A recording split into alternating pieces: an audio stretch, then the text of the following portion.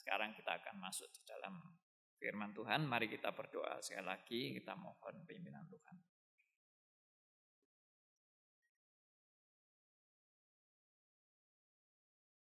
Bapa yang di surga, kami datang kepada Tuhan, kami bersyukur karena kami boleh mengenal kebenaran yang daripada Tuhan. Kami boleh dicelikan mata rohani kami, mengerti akan firman Tuhan yang merupakan rahasia bagi mereka yang hidup di luar Tuhan. Kami bersyukur karena bukan hanya kami mengerti firman Tuhan, tetapi kami juga boleh hidup di dalam kebenaran firman-Mu. Kami boleh mengalami akan kebenaran firman Tuhan di dalam hidup kami secara nyata. Bahwa kebenaran firman Tuhan ini bukan hanya sekedar teori, tetapi suatu realita kehidupan secara nyata bagi setiap orang percaya. Terima kasih. Kami serahkan doa kami dan seluruh pemberitaan firman. Tuhan menyertai baik hamba-Mu yang memberitakan maupun kami semua yang mendengar. Dalam nama Tuhan kami Yesus Kristus, Tuhan dan Juru Selamat kami yang hidup, kami berdoa. Amin. Oke. Judulnya yang atas ya. Yang bawah enggak ada ya. Kasihan yang bawah ini.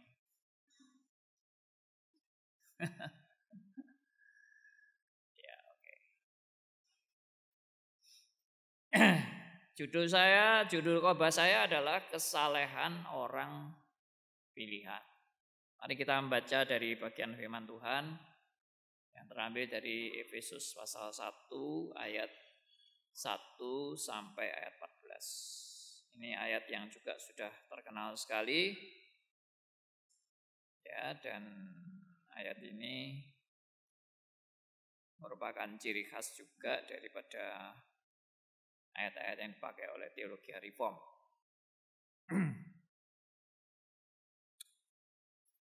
Kesalehan orang pilihan. Kita baca Efesus pasal 1 ayat 1 sampai 14. Kita baca bergantian ya.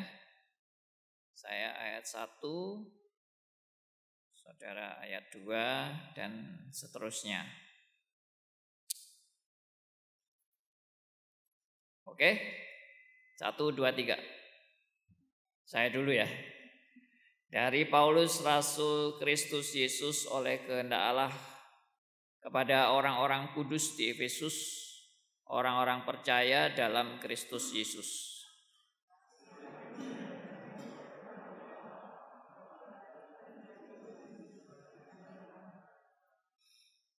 Terpujilah Allah dan Bapa Tuhan kita Yesus Kristus, yang dalam Kristus telah mengaruniakan kepada kita segala berkat rohani di dalam surga.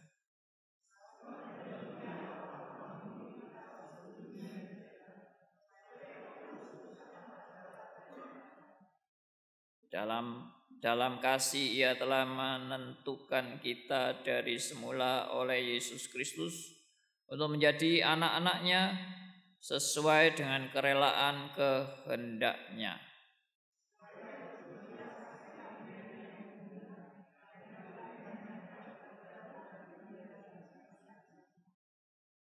Sebab di dalam Dia dan oleh darah-Nya kita beroleh penebusan, yaitu pengampunan dosa menurut kekayaan kasih karunia-Nya.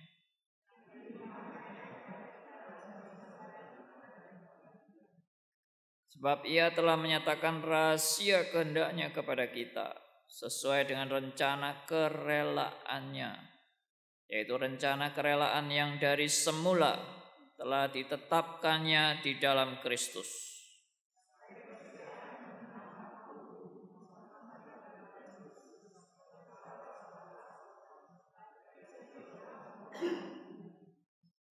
Aku katakan di dalam Kristus, karena di dalam Dialah kami mendapat bagian yang dijanjikan.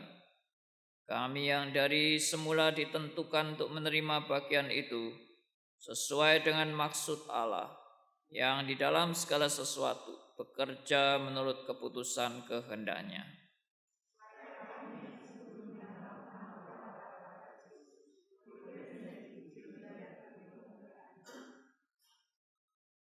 Dalam Dia kamu juga, karena kamu telah mendengar firman kebenaran, yaitu Injil keselamatanmu.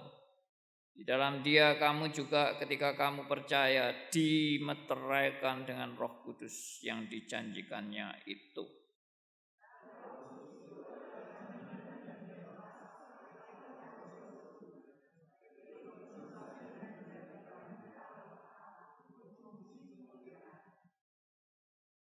Saya ulangi ayat yang ke-14.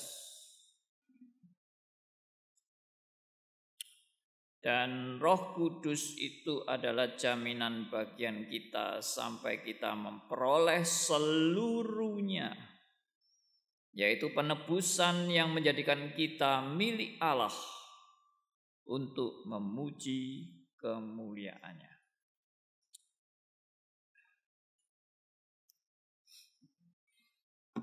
Oke, saya langsung saja. Tema saya kan kesalehan orang pilihan, ya. Nah, kesalehan orang pilihan ini apa bedanya kalau saya ubah temanya menjadi kesalehan orang beriman? Ya, coba saudara membayangkan kira-kira perbedaan kesalehan orang pilihan dan kesalehan orang beriman. Sebetulnya sama sih, cuma bisa mempunyai penekanan yang berbeda, bahkan yang keliru. Ya. Karena sering kali kita dengar tentang kesalehan orang beriman, itu menunjukkan kehebatan perjuangan orang beriman. Oke? Kesalehan orang beriman itu bisa berkonotasi adalah kesalehan hasil perjuangan orang beriman. Sedangkan kalau kesalehan orang pilihan, nah itu penekanannya kepada orang pilihan. Oke? Meskipun pengertian secara esensialnya seharusnya sama. Ya, tetapi saya mau menekankan sesuatu yang dari istilah orang pilihan. Oke? Nah, orang pilihan adalah orang yang berada di bawah otoritas kendali Allah secara mutlak. Ya, ini kalimatnya agak panjang. Dan rencana Allah secara khusus atau anugerah khusus yang dinyatakan Allah baik di dalam maupun melalui hidup orang pilihannya yang berdosa dan tidak layak itu. Nah, kalimat ini saya susun dengan pengertian-pengertian yang sangat mendalam di dalam setiap istilahnya. Ya, saudara juga perlu mendalami pengertian kalimat ini dengan istilah-istilah tersebut. Ya. Jadi orang pilihan saya tekankan adalah orang yang berada di bawah otoritas atau kendali Allah. Maka bukan orang pilihan itu yang sebenarnya mempunyai peran yang menentukan, tetapi otoritas Allah yang menentukan orang pilihan. Kendali Allah itu yang menguasai hidup orang pilihan ini. Bukan tindakannya dia. Ya. bukan perjuangan dia, tetapi Allah yang berotoritas dalam hidupnya dia. Saya bukan juga mau mengecilkan masalah yang tanda petik seringkali digembar-gemborkan juga termasuk di reform tentang tanggung jawab. Kita harus bertanggung jawab. Oke, saya tidak meniadakan tanggung jawab, tapi saya mau menekankan di atas tanggung jawab ada otoritas dan kendali Allah. Antara otoritas dan kendali Allah dibandingkan dengan tanggung jawab manusia itu bukan sejajar. Saya pernah menggambarkan gambaran tentang otoritas Allah dan tanggung jawab manusia bukan dua hal yang sejajar dan sama kuatnya. No. Otoritas Allah pasti di atas dan tanggung jawab manusia berada di dalam kendali dan otoritas Allah. Oke. Jadi sebetulnya memang ada gambaran antara kedaulatan Allah atau otoritas Allah dengan tanggung jawab manusia seperti dua rel. Dua rel yang selalu sejajar. Tapi dua rel yang selalu sejajar ini itu bukan dua rel seperti dua rel kereta api yang sejajar seperti ini, tapi dua rel yang satunya di atas, satunya di bawah. Sejajar. Tanggung jawab manusia, otoritas Allah dan tanggung jawab manusia memang selalu sejalan, tapi yang lebih tinggi darinya adalah otoritas Allah. Oke. Dan saya sebut di sini ya rencana Allah secara khusus dinyatakan Allah baik di dalam maupun melalui hidup orang pilihannya. Maksudnya adalah rencana Allah itu memang seluruhnya bagi dari alfa sampai omega, rencana Allah itulah yang pasti digenapi. Tapi dari sekian rencana Allah ada rencana yang khusus. Dan rencana yang khusus itu dinyatakan dan diwujudkan dalam kehidupan orang pilihan. Apakah orang di luar pilihan itu Tuhan tidak punya rencana? Atau Tuhan tidak berdaulat di atas mereka? Pasti ada juga rencana Allah. Dan pasti Allah juga berdaulat kepada semua makhluk. Bukan hanya manusia. Termasuk binatang-binatang. Termasuk seluruh alam semesta. Langit dan bumi. Semuanya ada di dalam kedaulatan Allah dan kuasa Allah.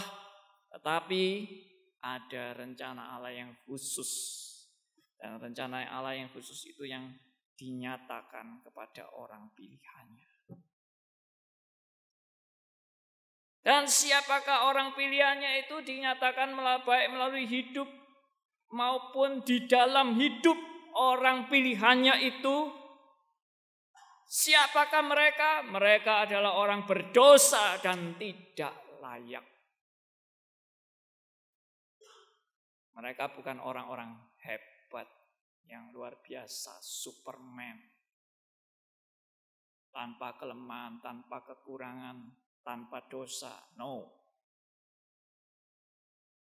Jangan salah mengerti menjadi orang pilihan. Lalu, saya lebih baik dari orang lain. Jangan salah mengerti tentang orang pilihan. Bahwa Anda merasa begitu berjasa di hadapan Allah karena perbuatan-perbuatan Anda. Saya lihat video saya yang lalu, terakhir saya khotbah di Solo, kalau nggak salah temanya kesalehan yang membinasakan. Ada orang yang komentar dengan tema itu, bukan hanya tema, dia mendengar khotbah saya. Dia komentar mendengar khotbah saya itu. Dia bilang di YouTube, dia kasih komentar. khotbah yang sangat menyesatkan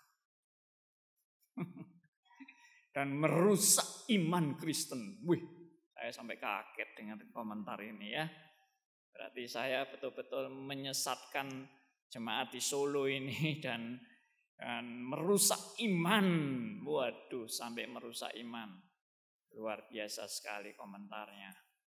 Ya, tapi ya saya coba memahami ya. Saya mungkin kalau nggak ngerti doktrin reform juga maki-maki seperti itu. Oke, lanjut. Nah, kesalahan dari orang yang ya jadi sebetulnya dengan tema ini kesalahan orang pilihan itu maksudnya adalah kesalahan dari orang yang siapa orang pilihan? Orang yang sudah dipilih sebelum dunia dijadikan. Itu tadi ayat Efesus pasal 1 ya, ayat 1 sampai ayat 14. Kalau saudara melihat Efesus 1 ayat 1 sampai 14 itu, waduh, kekayaan dikatakan ini rahasia kehendak Allah yang dinyatakan kepada orang pilihannya. Saudara-saudara adalah orang-orang yang percaya ini adalah orang-orang yang dipilih sebelum dunia dijadikan. Menunjukkan apa? Menunjukkan bahwa kehidupan orang pilihan ini sudah di dalam ketetapan Allah yang kekal. Saya juga heran kalau ada orang reform yang masih nggak ngerti dengan kebenaran ini dan bahkan tidak percaya bahwa hidup kita ini sudah ditetapkan sejak kekal.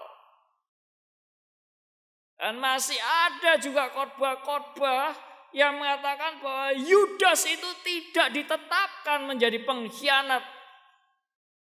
pengkhianat Kristus. Yudas itu bukan ditetapkan. Yudas itu pilihannya sendiri. Ya memang. Alkitab memang menunjukkan dan kita juga tahu bahwa Yudas mengkhianati Tuhan Yesus itu pilihannya sendiri. Tapi tidak bisa dikatakan bahwa Yudas itu di luar penetapan Allah. Mengkhianati Tuhan Yesus. Enggak benar itu. Itu sama sekali tidak reform. Maaf.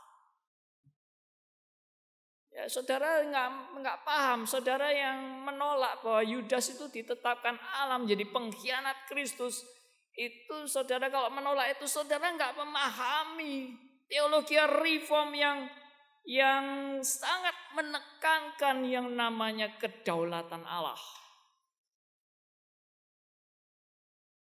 Saya terus dari dulu sampai sekarang masih berjuang menekankan ini nggak bosen-bosen. Kenapa? Masih banyak orang yang nggak memahami kedaulatan Allah. Ya, saya sudah memimpin STRIS 37 tahun. Ya, sekarang STRIS sudah selesai. Karena saya sudah tidak boleh lagi memegang STRIS. Ya, karena sudah dipensiun. Jadi sekarang saya lanjutkan dengan sekolah teologi beda, ya. Mungkin masih banyak yang belum paham. Apa ini? Bedanya di mana, Pak? Ya, beda itu bukan bedanya di mana. Beda itu singkatan, yaitu bertumbuh dalam anugerah. Saya mendirikan sekolah teologi, melanjutkan visi misi saya untuk terus mengajar anak-anak Tuhan mengerti, memahami kebenaran. Ya, saya terus siarkan kebenaran-kebenaran tentang kedaulatan Allah dan bukan hanya itu. Ya, teologi reform yang sangat berakar saya tekankan. Oke, jadi yang mau tahu sekolah teologi beda itu bisa lihat juga di website. Saya juga mendirikan radio baru namanya Radio Beda, ya, radio bertumbuh dalam anugerah. Saudara juga bisa lihat di website di www.radiobeda.com. Ya, sederhana aja. Oke, saya lanjutkan. Jadi, saudara dan saya adalah orang-orang yang sudah dipilih dan ditetapkan Allah sejak kekekalan. Kenapa begitu? Kenapa bisa begitu? Ya, saudara belajar makanya. Saya tidak bisa menjelaskan di sini karena membutuhkan waktu yang luar biasa ya untuk menjelaskan tentang kedaulatan Allah. Beberapa rekan yang sudah ikuti kelas doktrin Allah, mereka-mereka yang baru mengenal doktrin reform, selalu di dalam akhir kelas mereka sharing. Saya tanya, berkat apa yang paling berkesan di dalam Anda mengikuti kelas doktrin Allah? Selalu hampir 80% menjawab, kami belajar berkat luar biasa, yaitu mengerti kedaulatan Allah. Heran ya? Jadi boleh dikata mungkin 80% lebih dari orang-orang Kristen pada umumnya enggak ngerti tentang kedaulatan Allah. Bahkan mungkin lebih loh, bukan 80, bisa 90%. Karena orang reform sendiri pun belum tentu terima ini. Benar. Ya. Kalau sampai sekedar Allah berdaulat di dalam segala sesuatu mungkin masih bisa terima. Tapi kalau Allah berdaulat di dalam kejahatan mungkin sudah mulai ragu-ragu. Apakah kalau ada pemerkosaan Allah juga berdaulat di situ? Apakah kalau Adam dan Hawa jatuh dalam dosa, apakah Allah juga berdaulat di situ? Nah, mulai bingung kan? Gitu. Makanya belajar. Ya. Ya, promosi sedikit lah ya. Di dalam masa saya emeritus, saya tidak akan berhenti melayani selama Tuhan masih memberi saya hidup. Kenapa? Karena itu panggilan Tuhan buat saya. Biarpun saya di emeritus, saya tetap akan melayani. Dan ternyata Tuhan juga memberi saya kesempatan tetap melayani. Ya, oke. Lanjut. Jadi saya menekankan di sini juga itu bukan hasil produk dan konsep orang pilihan itu. Kesalehan ini, ya, sekali lagi kesalehan ini bukan hasil produk dan bukan juga konsep dari orang pilihan tentang kesalehan. Apa itu kesalehan? Ya, saya tekankan di sini. Kesalehan itu adalah konsep dan rancangan Allah tentang kebenaran kesalehan itu sendiri yang sejati. Jadi artinya, apakah kesalehan itu? Itu tidak dari definisi orang-orang saleh itu. Tapi definisi kesalehan itu dari Allah sendiri. Dan bagaimana kesalehan menurut standar Allah. Dan kesalehan di dalam kenyataan hidup orang pilihan itu berbeda. Ya, kesalehan menurut standar Allah dan kesalehan yang dialami atau dijalani oleh orang percaya itu beda, ya.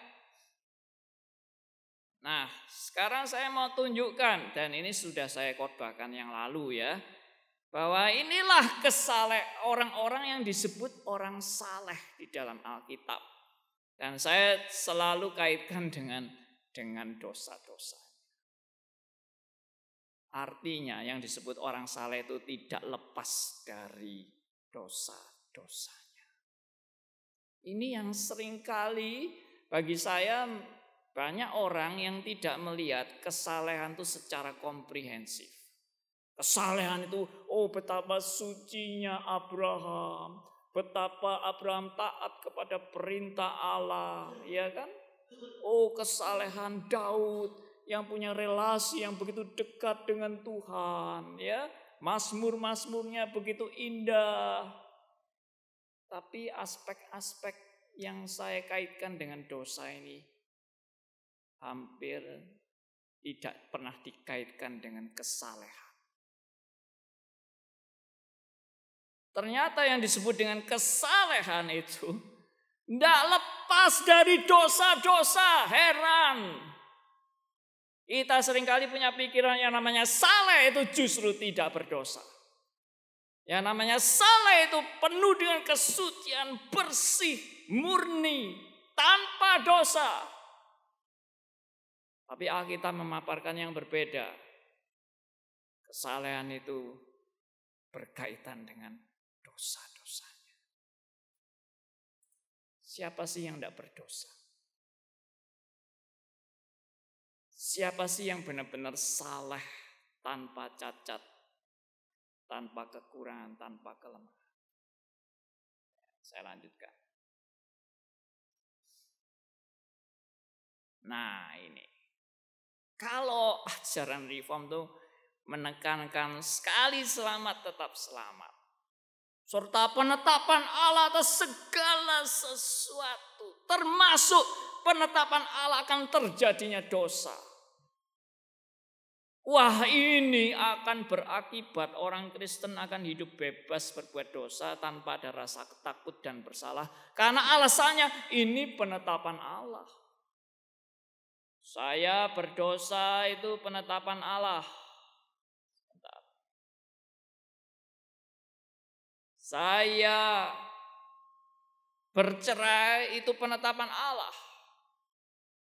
Saya berzina itu penetapan Allah. Ya sudah, aku lakukan aja tanpa rasa bersalah, tanpa ada rasa takut. Nah, itu yang saya dengar dari orang-orang, termasuk orang reform sendiri bilang, doktrin seperti ini sebaiknya tidak usah diajarkan karena berbahaya. Kalau semua penetapan Allah akhirnya orang itu ya sudah, hidup itu sembarangan aja. Jadi yang bagus doktrin yang bagaimana?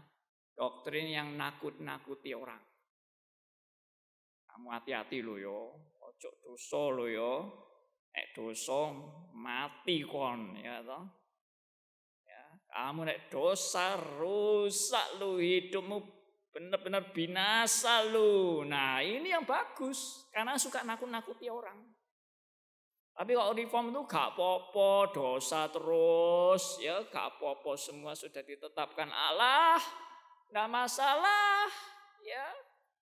Jadi kita harus hikmat, doktrin mana yang mau diajarkan, doktrin mana yang jangan diajarkan. Nah, ini seringkali terjadi di antara orang-orang reform sendiri. Tapi ini yang saya mau paparkan kepada Anda. Apakah benar kalau orang Kristen tidak mau berbuat dosa karena alasan takut dihukum dalam neraka, serta takut karena ancaman hukuman gereja dan masyarakat?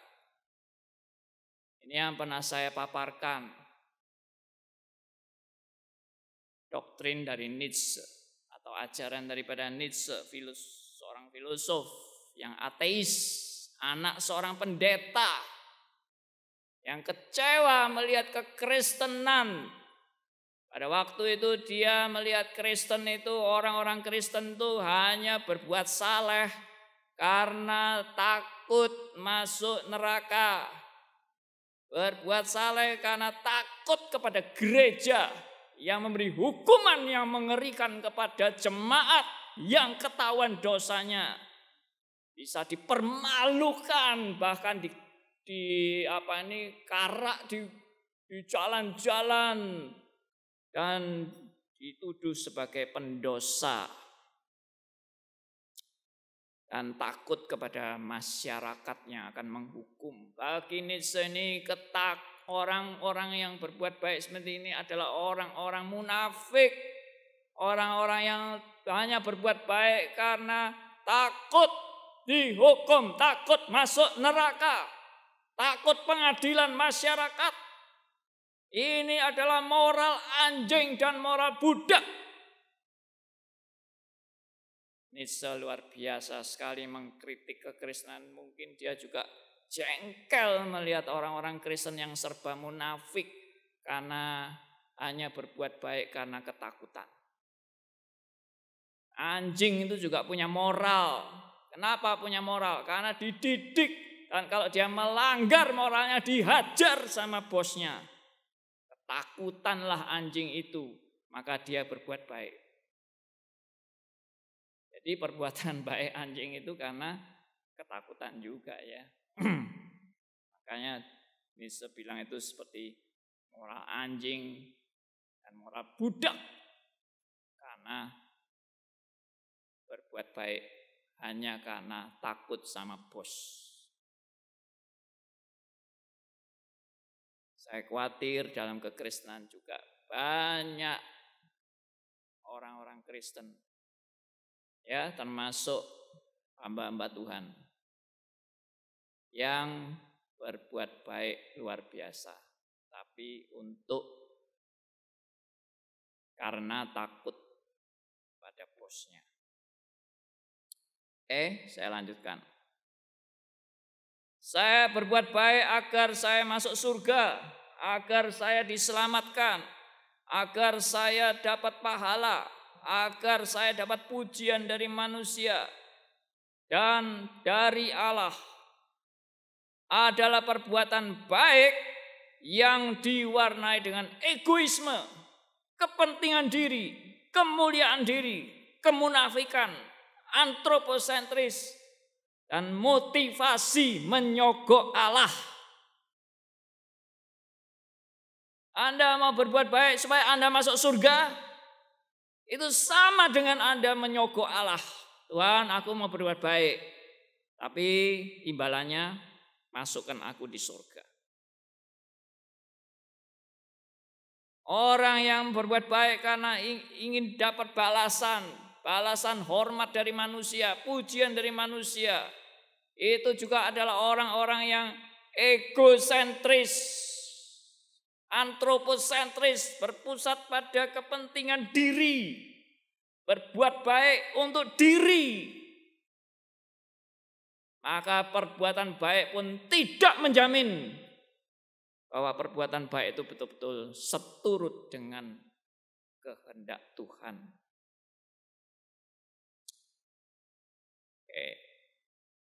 Apakah mungkin ada orang pilihannya yang memilih jalan hidup hedonisme, antinomianisme, ateisme, dan seterusnya? Ini kalau menjawab ketakutan tadi. Wah, nanti gimana ya kalau orang Kristen diajari penetapan Allah kan dosa. Nanti orang Kristen itu sembarangan berbuat dosa. Saya mau tanya sebaliknya. Adakah orang Kristen yang memang kenikmatannya berbuat dosa terus-menerus? Adakah orang pilihan yang hobinya memanfaatkan anugerah Tuhan untuk dia bisa berkanjang dalam dosa? Adakah itu? Saya yakin 100% kalau dia orang pilihan, tidak mungkin di dalam seluruh hidupnya dia berkanjang dalam dosa. Tidak mungkin di dalam seluruh hidupnya dia menikmati dosa itu dengan sukacita. Tidak mungkin. Kenapa? Karena dia orang pilihan. Itu poinnya. Kenapa takut memberitakan kebenaran firman yang memang berisiko? Eranya ada orang yang mengajarkan predestinasi tapi tidak mau mengajarkan Allah berdaulat terhadap dosa. Bagi saya itu setengah-setengah. Kenapa kamu mau mengajarkan predestinasi tapi kamu tidak mau menerima double predestinasi? Kamu tidak mau menerima Allah menetapkan dosa. Oh ya itu tadi risikonya. Sama aja kamu mengajarkan predestinasi pun itu berisiko. Allah mempunyai rencana menetapkan orang-orang yang dipilih untuk diselamatkan. Itu tidak berisiko. Lalu kalau Allah menetapkan orang untuk binasa, oh itu berisiko. Jadi saya lebih baik milih Allah menetapkan orang pilihannya. Bukan Allah menetapkan orang berdosa untuk dibinasakan. Oh itu tidak baik. Yang baik ini Allah menetapkan orang pilihannya. Apa itu tidak berisiko? Berisiko juga. Orang Arminian pun menolak penetapan Allah sejak kekal sudah ditetapkan bagi orang pilihannya. Karena bagi orang Arminian itu berisiko. Risiko apa? Ya sudah kalau aku gak dipilih, ya percuma aku berbuat baik. Lebih baik aku jadi penjahat saja, pemerkosa. Toh memang Tuhan sudah dari kekal tidak memilih saya. Benar kan? Itu juga risiko kan? Anda tidak mau risiko ini tapi mau risiko ini. Itu tidak konsisten. Oke.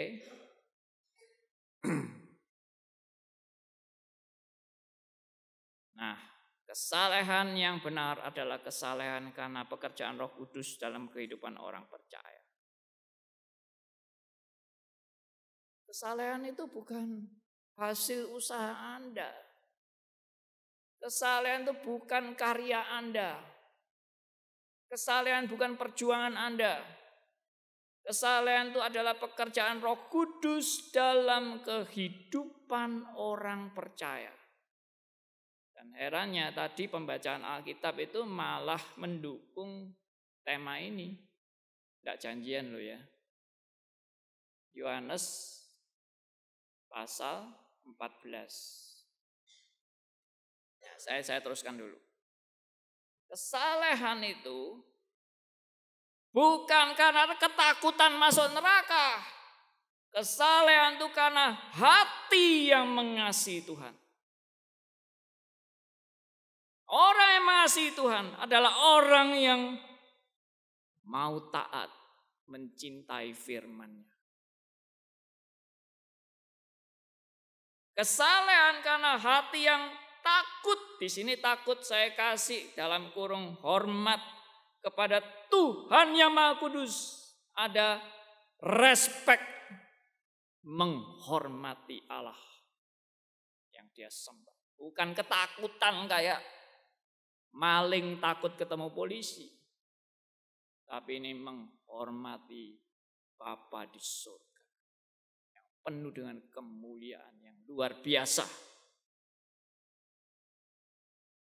Kesalehan karena panggilan hati nurani yang terus-menerus diperbarui.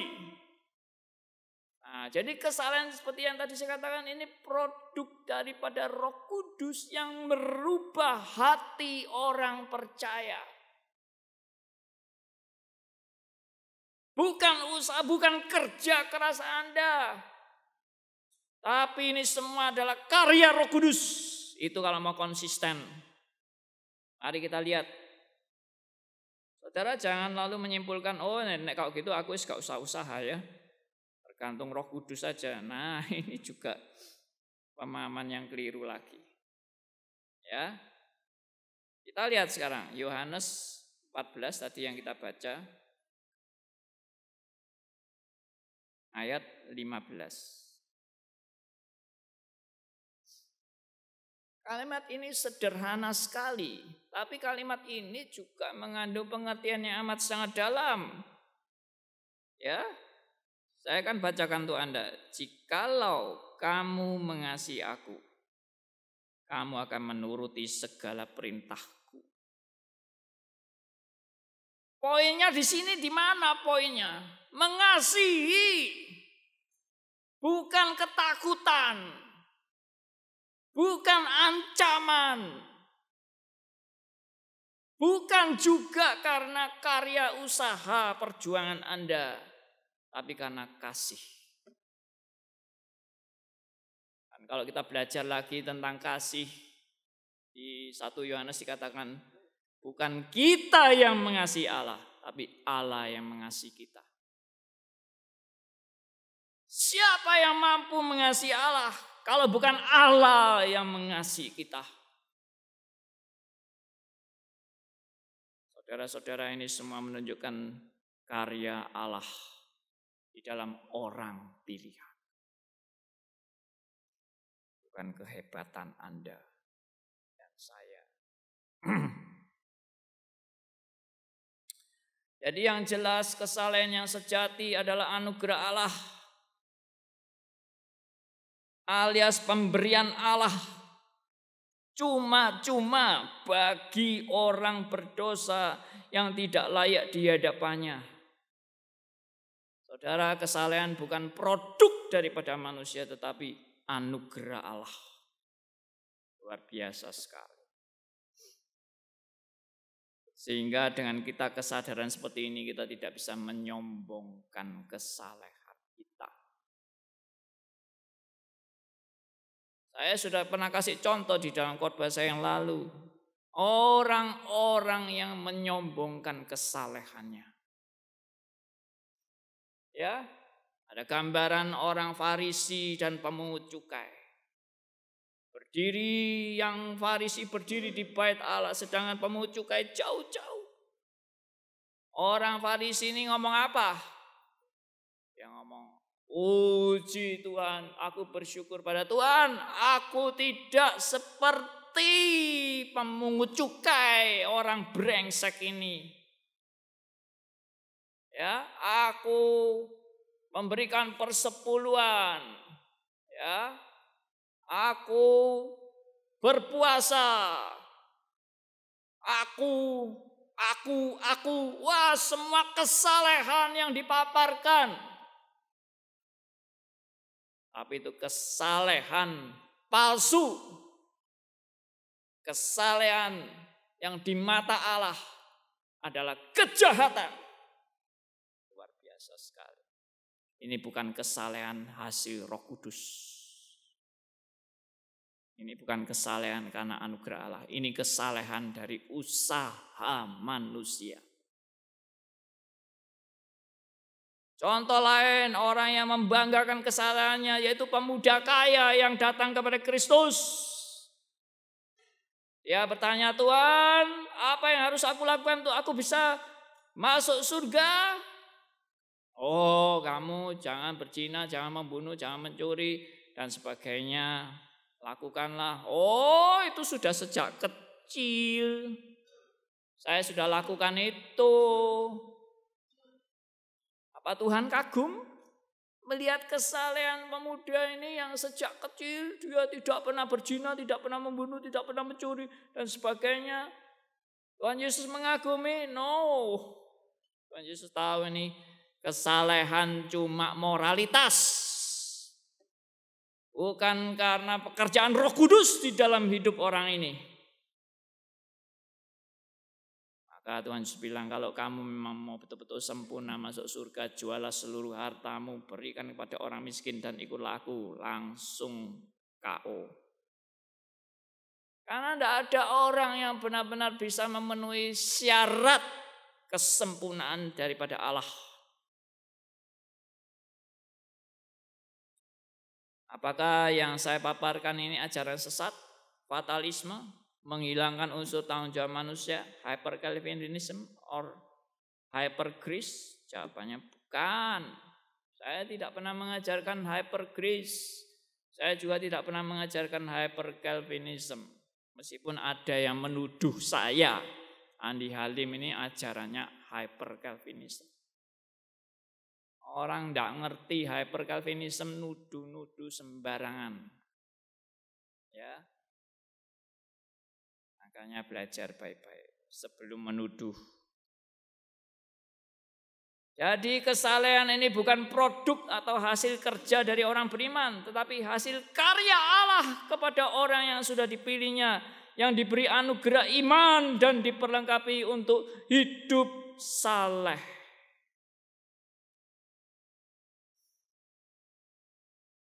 Jadi semua ini Tuhan sudah sediakan. Saudara kalau mau ngukur saleh itu dengan benar-benar sempurna, nggak ada orang bisa memenuhi syarat kesalehan itu. Termasuk Abraham, termasuk Musa, termasuk Nuh, termasuk Yakub, termasuk Ishak, termasuk Raja Daud, Raja Salomo. Mana ada yang bisa memenuhi syarat kesalehan Allah? Omong kosong itu. Saya bukan lalu mau mengajar Anda untuk percuma Anda hidup saleh. Tidak usah hidup saleh. Tidak. Saya mau mengajar Anda kepada inti pengertian yang benar tentang kesalehan itu sendiri sebagai anugerah daripada Allah. Dan dasar-dasar motivasi yang benar karena mengasihi Allah. Bukan karena ketakutan.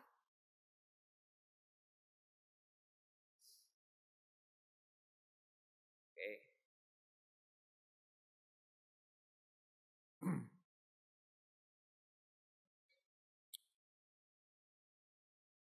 Saya buat definisi yang agak panjang di sini, definisi hidup saleh sempurna seutuhnya. Orang yang taat 100% pada hukum Allah.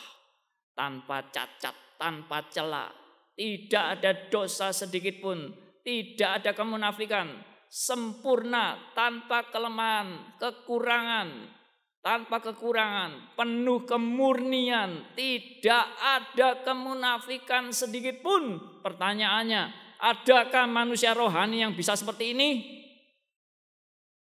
Adakah yang bisa memenuhi syarat seperti ini? Tidak ada, yakin 100%. Definisi ini ditumpangi oleh kepalsuan, perfeksionisme dan legalisme orang-orang munafik. Kebenaran ini hanya ada pada Kristus dan bukan pada Anda dan saya. Kristuslah contoh teladan kesempurnaan, tanpa cacat, tanpa celah, tanpa kelemahan, tanpa dosa. Sedangkan saudara dan saya adalah orang-orang berdosa, orang-orang yang tidak layak di hadapan Tuhan. Siapa yang bisa menyombongkan diri? Tidak ada. Saudara-saudara, dalam perenungan ini Tuhan mau mendidik Anda dan saya untuk masuk kepada kesalehan yang sejati dan bukan kesalehan yang palsu.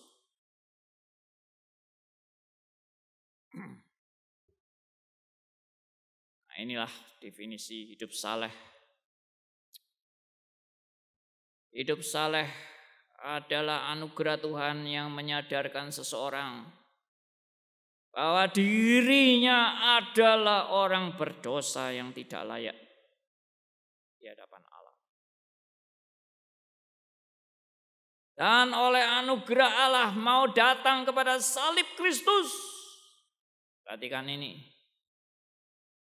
Jadi kalau tadi ada orang bilang, ajaran ini menyebabkan orang gampang-gampang berbuat dosa. Toh sudah ditetapkan Allah semuanya. No. Justru anugerah Tuhan itu yang menyadarkan dan menginsyafkan. Kalau tidak ada anugerah Tuhan, kita semua buta. Saya percaya orang Farisi yang membanggakan kesalehan di hadapan di bait Allah itu buta, tidak mengerti meskipun dia memperjuangkan hidup saleh.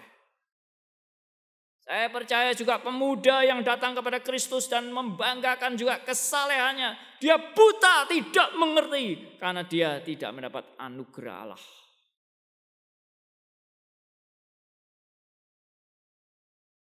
Saya juga percaya orang-orang yang di zaman akhir dan mengatakan, Tuhan, bukankah aku sudah menyembuhkan orang demi namamu, mengusir setan demi namamu, bernubuat demi namamu.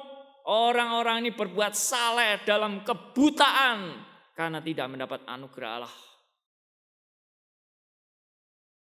Tapi heran ya, puji Tuhan, yang mata rohaninya dibukakan Allah adalah seperti Nuh, seperti Musa, seperti Abraham, seperti Daud, seperti Salomo, seperti Paulus, seperti Petrus, orang-orang yang menyadari dosa-dosanya.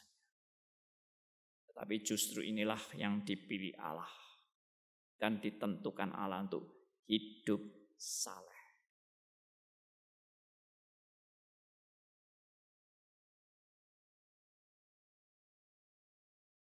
Jadi jangan salah kaprah.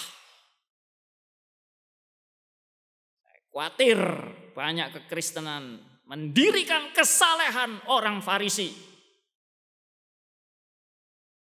Saya khawatir banyak orang-orang di gereja tidak menjalankan kesalehan karena anugerah Allah, tapi kesalehan karena prestasi, kehebatan, kemampuan, perjuangan diri. Ini adalah kebutaan.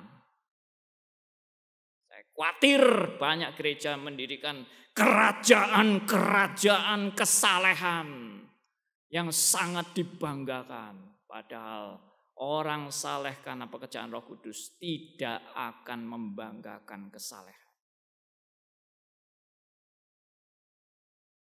Orang yang saleh karena pekerjaan Roh Kudus adalah justru menyadari kebobrokannya di hadapan Allah. Bukan karena kehebatannya.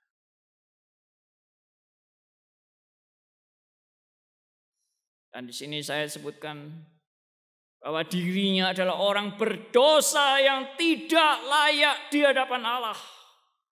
Kesalehan dimulai dari kesadaran berdosa. Dan oleh anugerah Allah mau datang kepada salib Kristus. Tidak hanya menyadari dosanya titik. Lalu tidak menanggulangi dosanya dengan usahanya sendiri. No. Tapi datang kepada salib Kristus. Itulah awal kesalehan. Makanya kan banyak orang bilang gini. Kalau mau lomba-lomba kesalehan, mungkin orang Kristen ini kalah sama agama lain. Betul enggak? Kalau mau berlomba kesalehan, kita kalah sama agama-agama yang juga mengejar kesucian. Yang mengejar kesucian itu bukan hanya orang Kristen. Anda salah kalau Anda bilang hanya orang Kristen yang mengejar kesalehan. Apa agama lain itu mengejar mengejar hidup penuh dengan dosa? Enggak lah. Semua agama mengajarkan bagaimana hidup saleh. Tapi ajaran hidup saleh dimulai dari kesadaran akan dosa, kesadaran akan ketidaklayakan. Dan karena dosa dan ketidaklayakan itu mau datang kepada salib Kristus, itu solusinya. Solusinya bukan Anda kemudian berusaha berjuang untuk tidak berdosa. Solusinya adalah datang kepada salib Kristus.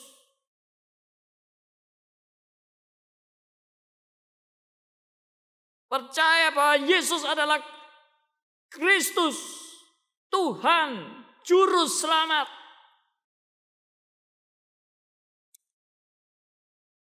Saya dulu waktu sebelum bertobat,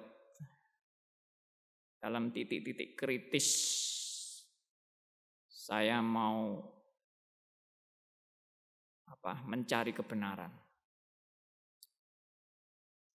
Lalu Tuhan mempertemukan saya dengan seseorang yang Tuhan pakai untuk mempertobatkan saya. Saya tanya sama dia, orang ini bukan pendeta, orang ini bukan teolog, orang ini bukan hamba Tuhan yang berkhotbah, orang ini biasa, dia mahasiswa. Herannya bisa Tuhan kirim ke saya, lalu saya tanya-tanya sama dia bertubi-tubi, sampai 3 jam saya diskusi sama dia. Lalu salah satu pertanyaan saya adalah, apa yang harus saya lakukan supaya saya bisa benar-benar saleh di hadapan Allah? Apa yang harus saya perjuangkan, yang saya lakukan? Kuncinya di mana? Dia jawab apa? Heran sekali. Jawabannya kalau saya renungkan sekarang ini benar-benar jawaban dari malaikat. Padahal dia ini juga bukan orang reform loh. Tapi jawabannya bisa gini. Percuma kamu berusaha saleh, itu percuma. Loh, orang mau berbuat saleh kok diomongin percuma. Terus jadi apa? Ya jadi aku suruh dosa terus gitu. Nggak usah berusaha saleh. Percuma dia bilang. Lalu apa? Lalu dia bilang, yang bisa mengubah hidupmu bukan kamu. Yang bisa mengubah hidupmu cuma Allah. Lalu saya harus apa? Bilang sama Tuhan. Ya, Tuhan, aku tidak mau berusaha untuk hidup saleh. Aku serahkan hidupku kepadamu. Nanti lihat Tuhan yang bekerja dalam hidupmu. Oh, hebat loh. Bagi saya jawaban ini yang enggak betul-betul seperti saya kayak pelongo-pelongo ini dengar jawaban seperti ini. Ya, percuma kamu berusaha. Serahkan hidupmu kepada Tuhan. Dia yang berkarya dalam hidupmu dan akan merubah hidupmu. Sudah, lalu setelah itu saya kayak orang blow on. Di dalam doa saya bilang, Tuhan, aku tidak mau berusaha hidup saleh. Aku cuma mau menyerahkan hidupku kepadamu. Amin. Wes gitu toh. Tapi ya tidak kroso gemeter, terus ada aliran panas, ya tidak kroso apa-apa, biasa-biasa aja. Tapi herannya seminggu setelah saya berdoa seperti itu, Tuhan betul-betul merubah saya tanpa saya sadari. Apa perubahannya? Herannya saya setelah bercakap-cakap dengan orang ini 3 jam. Mulai besok paginya saya baca Alkitab. Baca Alkitab penasaran. Besok paginya baca Alkitab lagi. Penasaran, baca Alkitab lagi. Baca Alkitab itu sampai bisa berjam-jam. Saya nggak sadar sudah seminggu. Tuhan, hidupku kok gini-gini aja Tuhan ya. Apa yang berubah? Tuhan sepertinya mencelikkan saya. Iki lo, kamu wis rajin baca Alkitab. Oh iya, gak keroso nek rajin baca Alkitab.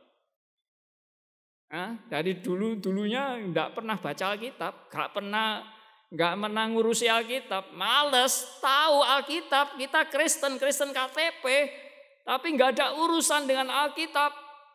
Ini Tuhan seperti memberi suatu kerinduan yang luar biasa dalam hidupku. Siapa yang merubah ini? Aku cuma diajar datang kepada Kristus. Serahkan hidupmu kepada Allah. Dia yang akan berkarya dalam hidupmu. Ini bukan mengajari orang fatalisme. Ini bukan mengajari orang yang kemudian ya sudahlah, kalau Tuhan sudah membiarkan aku, ya aku tak dosa terus saja. Tidak. Datang kepada salib Kristus. Orang yang datang kepada salib Kristus, Alkitab bilang apa? Barang siapa yang datang kepadaku, aku tidak pernah menolaknya. Sampai mau datang kepada Kristus itu pun itu karya Allah. Itu bukan karya manusia. Tuhan yang menggerakkan kamu sampai kami mau datang kepada Kristus.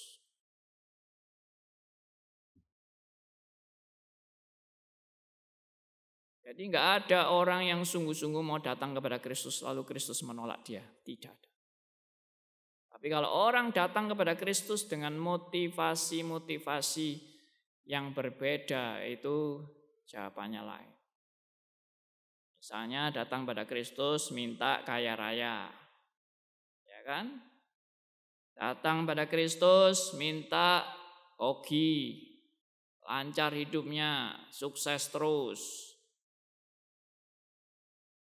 Kedatangan orang yang datang kepada Kristus, satu-satunya alasan yang paling alkitabiah adalah menyadari dosanya dan ketidaklayakan dia di hadapan Allah. Sehingga dia mau datang kepada Kristus. Oke, di sini saya lanjutkan kalimatnya. Dan oleh anugerah Allah mau datang kepada salib Kristus, mengakui segala dosa dan ketidaklayakannya, percaya dan menerima Kristus sebagai Tuhan dan Juru Selamatnya, sebagai hamba dan murid Kristus, mempersembahkan hidupnya bagi kemuliaan Tuhan. Ini yang saya selalu tekankan bolak-balik. Orang yang datang kepada Kristus bukan orang yang memperalat Kristus demi kepentingannya. Orang yang datang kepada Kristus sadar, akulah hambanya dan Kristuslah Tuanku yang aku melayani dan memuliakan dia. Aku mempersembahkan hidupku bagi dia. Bukan dia yang menjadi alat bagi kepentinganku. Menerima Kristus sebagai Tuhan dan Juru Selamatnya, sebagai hamba dan murid Kristus, mempersembahkan hidup bagi kemuliaan Tuhan. Semua itu berpusat bagi kemuliaan Tuhan. Serta mengalami pembaruan terus-menerus dalam kehidupannya. Melaksanakan suatu misi. Apa itu misi? Misi kerajaan Allah, bukan misi kepentingan diri. Misi kerajaan Allah dalam topangan dan pemeliharaan Tuhan yang sempurna.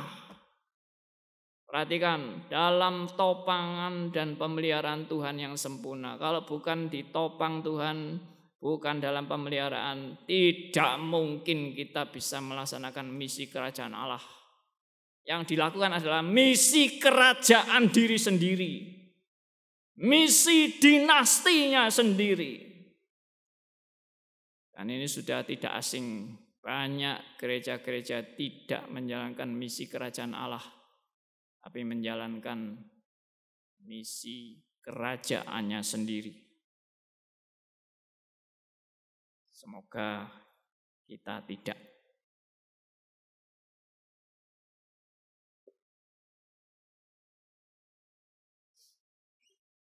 Terakhir, definisi hidup kudus. Dia menjadi, saya dalam kurung kasih, dijadikan orang kudus. Sekali lagi, sebetulnya kalau kita dikatakan kita menjadi orang kudus, itu bukan karena karya kita, tapi kita dijadikan orang kudus. Yaitu orang yang dipandang kudus. Orang yang dipandang kudus itu bagaimana? Orang yang dibenarkan, dilayakkan, dikuduskan. Semua pasif, kata-kata ini pasif. Dilayakkan, dibenarkan, dikuduskan. Bukan karyamu. Jadi karya Tuhan itu mencelikan Anda sehingga Anda disadarkan. Mencelikan Anda sehingga Anda diinsyafkan. Mencelikan Anda sehingga Anda sadar panggilan Tuhan dalam hidup Anda. Untuk tidak berpusat kepada si aku. tapi berpusat bagi kemuliaan Allah. Semua itu karya Allah.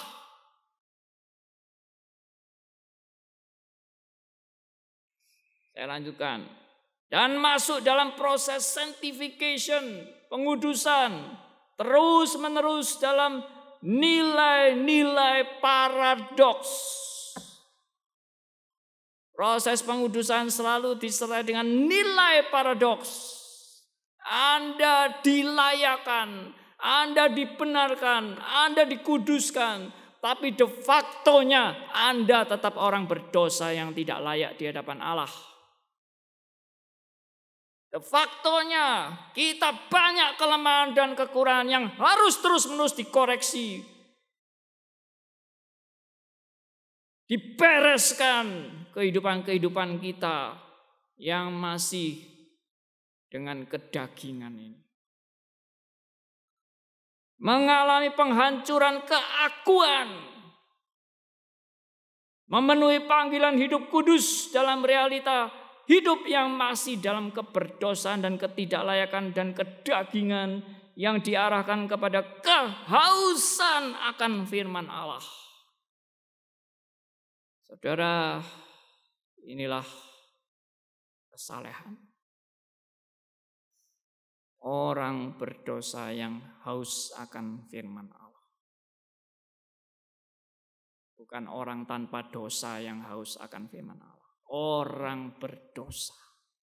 Saudara dan saya orang yang tidak layak ini diarahkan kepada kehausan akan firman Allah.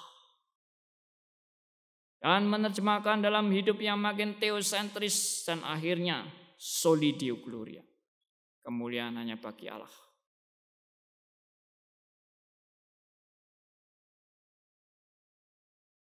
Jadi apa yang sebenarnya menjadi pusat perhatian bagi saudara dan saya sebagai orang saleh? Kita seharusnya mempunyai kalimat yang sama dengan ini. Sebab segala sesuatu adalah dari Dia dan oleh Dia dan kepada Dia. Bagi Dialah kemuliaan sampai selama-lamanya. Amin. Mari kita berdoa.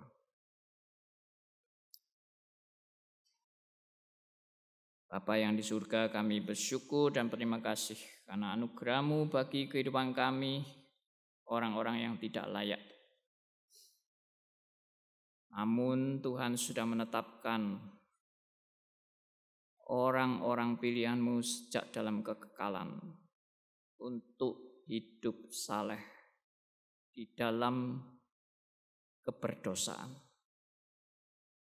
Kami menyadari semua karena anugerah Tuhan. Kalau bukan karena anugerah-Mu, kami pasti sudah ditolak dan pasti gagal. Karena itu kami serahkan ya Tuhan seluruh kehidupan kami ke dalam tangan Tuhan dan pemeliharaan Tuhan saja. Karena tanpa Tuhan memelihara dan menopang kami pasti fail. Terima kasih untuk jaminan pemeliharaan Tuhan, topangan Tuhan, sehingga kami boleh masuk di dalam kerajaan surga yang Tuhan sudah sediakan bagi orang pilihan. Sekali lagi bukan karena kemampuan kami, tapi semata-mata karena anugerah Allah. Terpujilah nama Tuhan. Kami serahkan doa kami serahkan seluruh pemberitaan firman-Mu. Tuhan memberkati, Tuhan menyempurnakan dalam kehidupan kami masing-masing. Dalam nama Tuhan kami Yesus Kristus, Tuhan dan Juru Selamat kami yang hidup, kami berdoa. Amin.